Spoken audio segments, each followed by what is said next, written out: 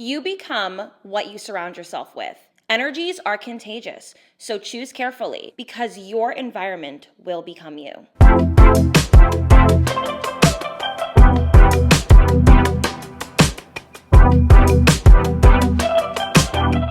Hello everybody, welcome back for another video.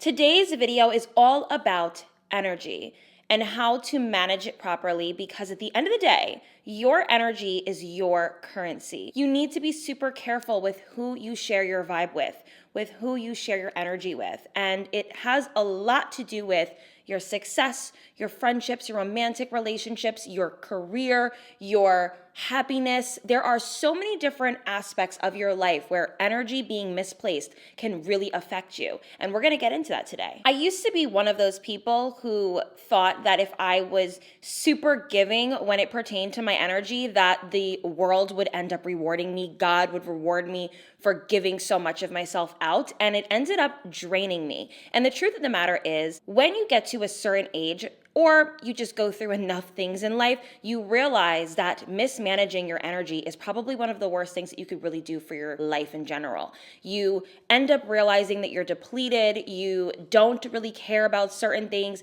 People make you feel like you can't trust them, you become jaded because of that. There are so many different ways that mismanaging your energy could really affect you, and it's really important that we get to the root of the issue. I think if we take the proper steps and we start listening to our surroundings when it comes to these types of topics, we could really save ourselves from a lot of nonsense and drama. So I want to get into that today. Don't forget to like, comment, share, and subscribe if you like these types of videos from me. Follow me on Instagram as well, and let's just get into today's topic.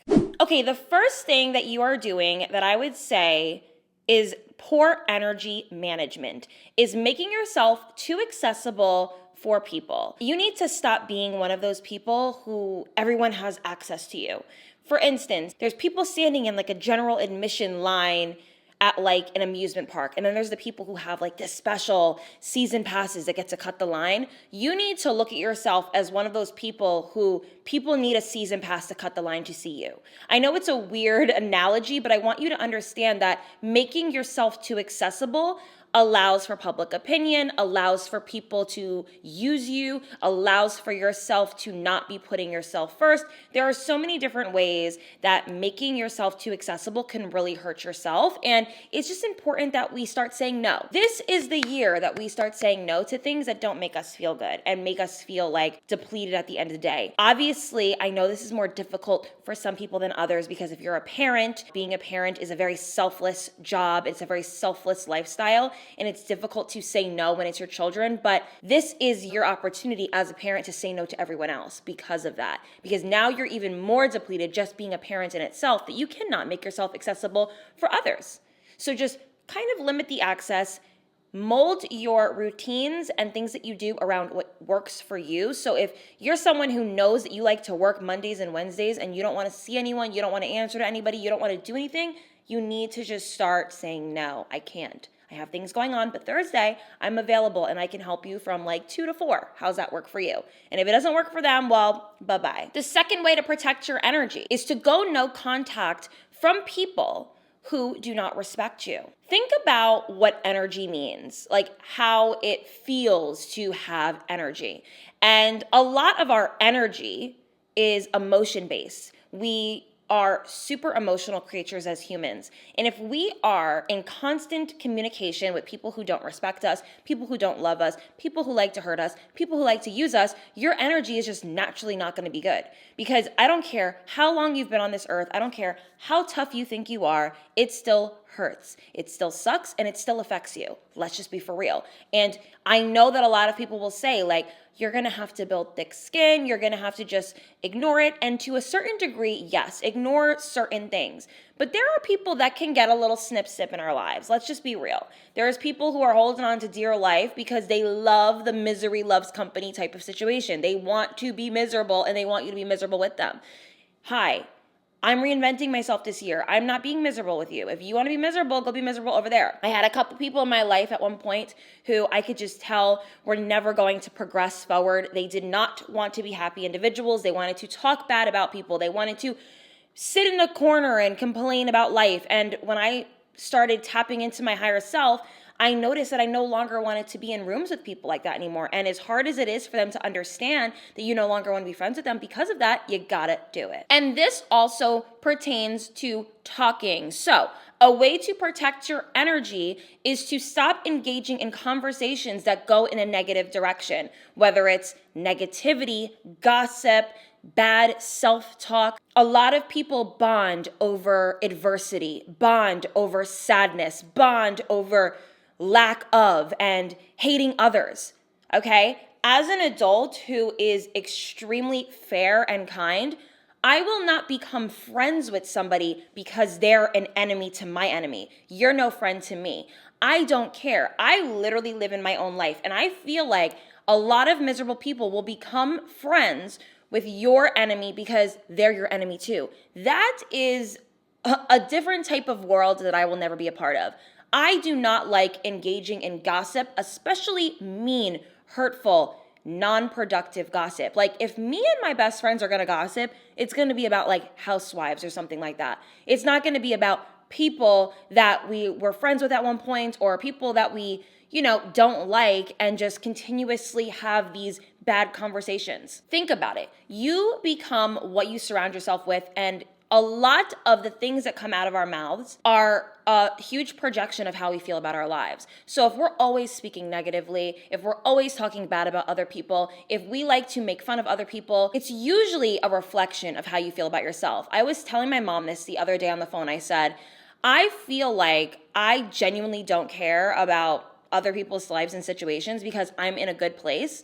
And not that I'm selfish, but I genuinely just am living in my own world. And when you're in a good place, you're not focused on what so-and-so from high school is doing from 10 years ago. Why would I care? Like, I'm living good. I find that the people who are living the worst are the ones who like to surround themselves with negative conversations. It's not going to be me. I'm sorry. And I can imagine a lot of you guys maybe struggle with curbing some of these conversations from happening because people are very judgy. You could be a very timid, shy, non-confrontational person, and somebody's trying to engage with you in a negative conversation, and you're like flustered and you don't know how to change the conversation. So I would say if you're somebody who struggles with that, maybe do some mirror work and come up with a couple different scenarios that you could possibly be in and how you can respond to them. So if somebody goes, "Oh my God, did you see so-and-so's hair? She looked so ugly." You can either say, "I didn't see it, but that's not very nice," or "No, I think it looked good," or "I don't really agree." It ends it. You'd be surprised how many people feel like an ass when they try to bond with you over gossip and you're just not giving them anything. They're not going to keep persisting on because now they're embarrassed that they tried to bond with you over something that you just aren't willing to engage in. Trust me when I tell you, especially the positions I'm in life, I will meet people along the way where they're doing services for me or there's a million different people that I meet and they'll talk about other influencers in the space in a negative way. And I'm like, that is highly inappropriate. I refuse to comment. And I can tell they feel like, oh, I thought she was going to maybe engage in gossip with me. And I am just not. So you can be on that island by yourself and look like a total ass. And I don't care. Remember, how you speak, what you speak about, the things that leave your mouth. There's the power of the tongue. You just have to be super mindful of that. When you speak positive things, when you talk good about people, when you wish people the best, when you don't wish ill on others, when you are saying good things about yourself, your life is gonna just be rainbows and butterflies very soon. I'm telling you, your life becomes how you view life. It's weird. It's like we're living in the Matrix a little bit. You can technically really be the architect of your own life. It's insane. I know that there's some things that we literally can't control, which is usually other people. But when it comes to your own little world that you live in, there's a lot that can be done with just mindset, conversation, shifting your focus, and worrying about things that are important. I also wanted to talk about things that can take energy from us that have nothing to do with people. So aside from humans, there's things that we need to realize could be taking a huge chunk of our world's importance away from us. I mean, I think that a lot of us are on this earth to change and evolve and become our dream versions of ourselves. And sometimes there are things that are just placed in front of us that are supposed to be distractions that prevent us from being the best. I remember when I was just living exactly how I felt like everyone should live, I was struggling the most. And when I started detaching from a lot of those types of mindsets and ideas, and I started hyper focusing on myself, which is, to be honest, kind of still very rare to hyper focus on you. Like, a lot of people are always like, you work a lot. You do this a lot. And it's like, but babe, maybe you should, because I'm literally having a very blessed life because of it. Anyways, there was a lot of things that I removed from my life that were taking energy away from me. So let's talk about those things. A huge energy taker. Can you guess what I'm going to say? Because I talk about it in a lot of videos. Social media and screen time. Social media can be a huge advantage in our lives. I mean, I literally make videos for YouTube for a living. I'm not going to sit here and say, delete YouTube off your phone, but I will say this. You need to limit your screen time. You need to limit your social media use. Not only is it not helping with your confidence and it's not really helping with your productivity, but it also is just a waste of your time and energy. A lot of the times we are consuming content that literally does nothing for us, like nothing. Like, we would be on TikTok for 2 hours and I bet you can't tell me one thing you've learned from TikTok today. I mean, there's an occasional thing. Like, I saw the other day where somebody put water over their over easy eggs, or they put water over their sunny side up eggs and closed the lid and it made over easy eggs. And I'm like, holy crap, like, what a cool hack. But that is like once in a blue moon for me, where I see an incredible hack that I'm like, whoa, that's awesome. I got to try that. Usually the times that we're spending on social media are non-productive type of content that we're consuming. So just limit the screen time, limit the social media use. And when you do use it, intentionally use it. Use it for things that make you feel happy and fulfilled. When I started detaching from screen time, I was able to build the life that I have now. I can't have the life I have now if I'm sitting in front of the TV all day or if I'm on YouTube all day. I have to actually be doing things behind the scenes. I have to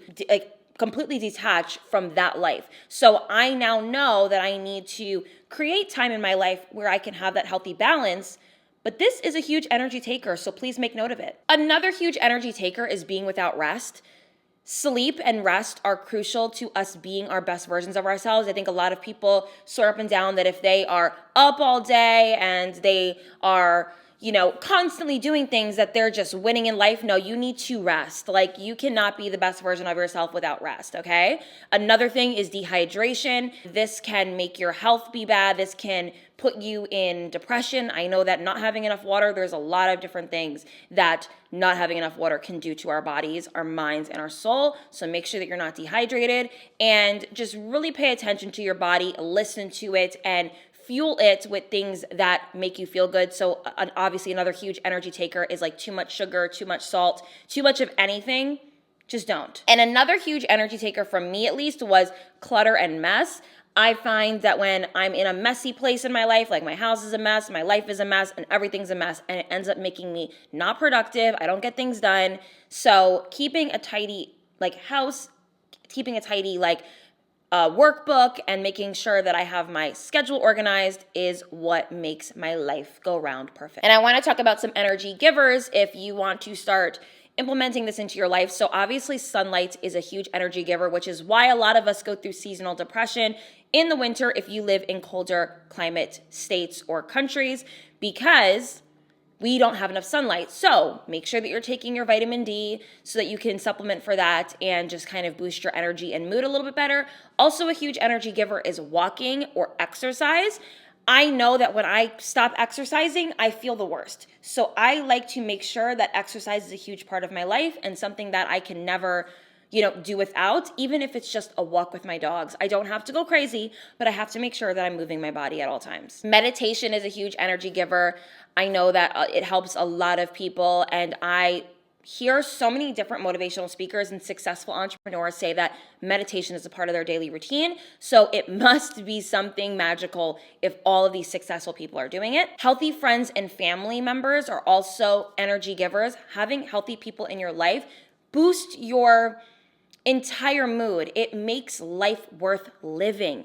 We have to look at our energy as currency, like it says in the title. It is so important that our energy is used properly. If we're pouring into so many other cups of people who don't deserve it, who are hurting us, who aren't good for us, what really are we left with? We need to surround ourselves with people who make us feel good, who give us energy, who give us purpose.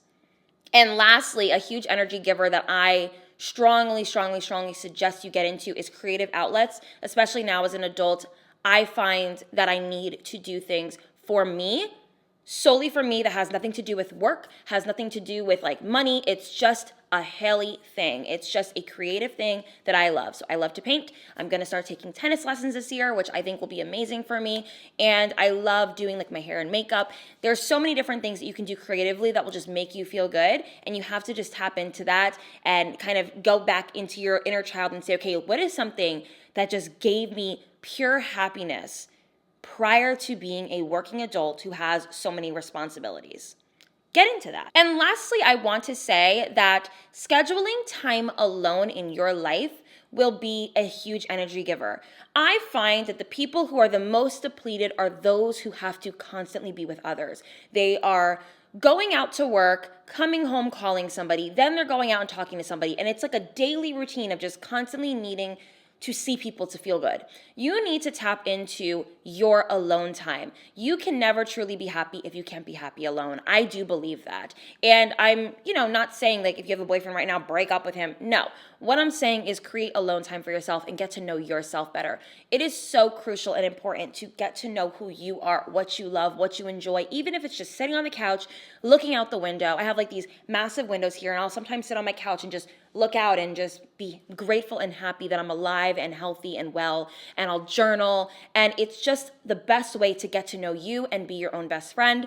It's a huge energy giver. Let's be super mindful of how we are using our energy to this day. I find that those who are struggling the most are giving so much of themselves away to people and things and just not utilizing their energy to the best of their ability. So I hope that this video helps you guys. Hopefully you guys got some ideas on how to curb certain things and habits that are not fueling you and not giving you the best version of yourself. I love you guys so much. Thank you guys so much for all the love on the last video. I'm just super grateful for all of the love always.